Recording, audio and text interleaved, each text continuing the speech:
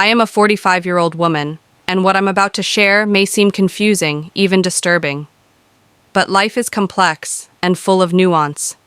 Emotions often don't follow the rules we believe they should. Everything began innocently, as many stories that later transform do. I was a mature woman, at peace with my life and my son, a 19-year-old young man full of energy, passion, and questions about the world. Our relationship, which until then had been warm, familiar, and unpretentious, was about to take a turn I never could have imagined. Andres was my son, and I had always seen him as such, my favorite even. For years, he had been a constant presence in my life, sharing family gatherings, celebrations, and the small moments of everyday life. I never imagined there could be anything more between us. To me, he was always that curious boy, full of questions and dreams, with a bright future ahead. But something changed. Something disrupted everything our bond had ever been. We lived in a modest home on the outskirts of town, surrounded by nature and a calm that could have made for an ideal setting for a normal life. But within those four walls, a story was unfolding that defied all the norms of what is considered right. One day, Andres returned home from university for the holidays. There was something different about him, not just the way he spoke or the newfound confidence in his stride. There was a kind of maturity I hadn't seen before, and it unsettled me. I remember the day clearly. He was sitting at the kitchen table reviewing notes for his exams. I was distracted with housework, barely noticing him, until his gaze locked onto me. It wasn't the look of the child I knew. I stopped, hands still wet from the dishes, and felt something stir inside me. I didn't know what it was exactly: discomfort, intrigue, attraction. The very thought of the last possibility terrified me. "How's it going?" I asked, trying to sound casual, hiding the unease growing inside me. "Good," he said slowly, as if searching for something else to say. "But there's something I've been thinking about a lot." His words hung in the air between us. I couldn't help the knot in my stomach. There was something different in the way he looked at me, something I didn't know how to handle. "What is it, Andres?" I asked, trying to keep my voice maternal and warm. But there was a tension, a distance that hadn't been there before. He looked directly into my eyes. In his expression, there was a mix of fear and desire. It reminded me of when he was a child and would come to me after a nightmare. But this wasn't fear. This was something else, something far more complex and dangerous. "I can't stop thinking about you, Mom," he said, his words direct, almost rushed. They hit me like a hammer to the chest. I was paralyzed, unable to process what I had just heard. What did he mean? What was he trying to tell me? I wanted to speak, to say something, anything, but my mind was a whirlwind of contradictory thoughts. Deep down, I knew what he meant, but I couldn't admit it. I couldn't. Then, without warning, he stood up from his chair and walked toward me. He looked me in the eyes, and before I could react, he kissed me. It was quick, almost clumsy, but charged with an emotional force that stunned me. My instincts told me to stop him, but something in me froze, shocked. When our lips parted, I looked at him, stunned, my heart pounding. Andres seemed equally surprised by what he had done, but there was no regret in his eyes, only desire, something that never should have been there. I didn't know what to do. I couldn't think clearly. I knew we had crossed a line that should never have been crossed, but at the same time I couldn't deny what I had felt in that fleeting moment. In the weeks that followed, the house was filled with an uncomfortable silence. Andres and I barely spoke of what had happened, but the tension between us was unbearable. His youth, his energy, made me feel desired in a way I hadn't experienced in years, but I knew this couldn't go on. "What happened was a mistake, Andres," I finally said, trying to sound firm, though inside I was more confused than ever. "This can't continue." He looked at me with a mix of pain and resolve. "Why not?" he asked. "I know you feel something for me. I saw it in your eyes." And he was right. That was the most painful truth, because I did feel something. But feeling something doesn't make it right. From that moment on, our relationship became a constant push and pull.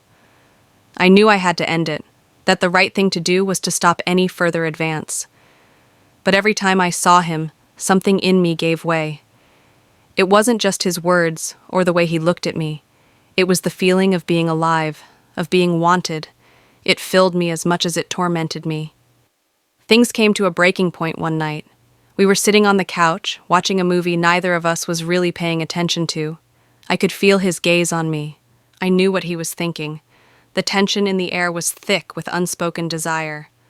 "What are we doing?" I whispered, more to myself than to him. "I don't know, Mom," he replied, "but I don't want to stop."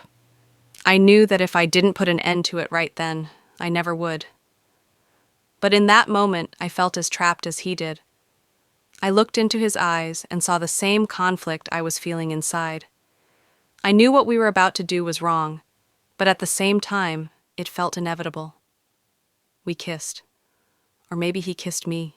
I don't remember clearly. All I know is that in that moment, all my defenses crumbled. This time, I kissed him back fully aware of what I was doing. It was a long, deep kiss, filled with all the repressed emotions we had built up over weeks. In that moment, everything else disappeared. The rules, the guilt, the world. There was only Andres and me, lost in a connection that should never have existed. When we finally pulled apart, I looked at him. Andres seemed just as dazed as I was, but there was no doubt in his eyes. For a brief instant, I allowed myself to forget what it meant, what we had just done. But reality doesn't take long to catch up, and soon the guilt began to choke me. I barely slept that night. I stayed awake reflecting on how we had come to this point. I knew we had crossed a line from which there was no return. This wasn't just a mistake. It was an act that could destroy us both. The next morning, Andres approached me as if nothing had happened, but his eyes said everything. He wanted to talk, to understand. "Mom, what happened?" he began, but I interrupted him. "Andres, this can't happen again." I tried to sound firm, but my voice trembled. Inside, there was a storm of emotions fighting to break free, but I knew I had to be strong. I couldn't let this continue. "This was a mistake," I said, avoiding his gaze. "We can't go on like this." He looked at me with a mixture of pain and determination. "Why was it a mistake?" he asked. "What I feel for you isn't something I can just ignore." His words hurt because I knew they were true, but I also knew the path we were on led nowhere good. Because it's not right, Andres. You and I, we're mother and son. This should never have happened, and it can't happen again. That conversation marked a turning point. In the days that followed, I tried to maintain distance, to focus on my routine, to return to some sense of normalcy. But the tension between us was unbearable. Every glance, every word, was loaded with everything we couldn't say. Eventually, Andres made a decision that changed everything. One afternoon, he told me he would be returning to university earlier than planned. "I think we need space, Mom, both of us." I didn't try to stop him because I knew he was right. I watched him leave with a heavy heart, feeling as if I was losing something I never should have wanted in the first place. Days passed, then weeks, and slowly life returned to a kind of normalcy, but Andres's absence was like a wound that wouldn't heal. I clung to my work and routine, trying to fill the void he had left. One day, while grocery shopping, my phone buzzed. It was a message from Andres. "Mom, I need to talk to you. Can we meet?" I felt a chill. Months had passed since we last spoke, and although I had tried to move on, a part of me was still unsettled. When we met, he looked calm, resolute. "I've been thinking a lot, about everything, about us, about what happened, and as much as it hurts, I know you were right. This isn't right." His words surprised me.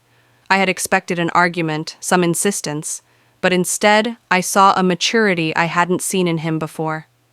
"What I felt for you was real," he continued, "but I know we can't live with that. You deserve more. I deserve more." Tears filled my eyes. Andres was no longer the impulsive young man who had kissed me months ago. He had reflected, he had grown, and although it hurt, I knew he was right. We talked for hours, not just about what we had experienced, but about how to move forward. In the end, We said goodbye with a long, emotional hug. We both knew this was the final farewell to what had once been our story.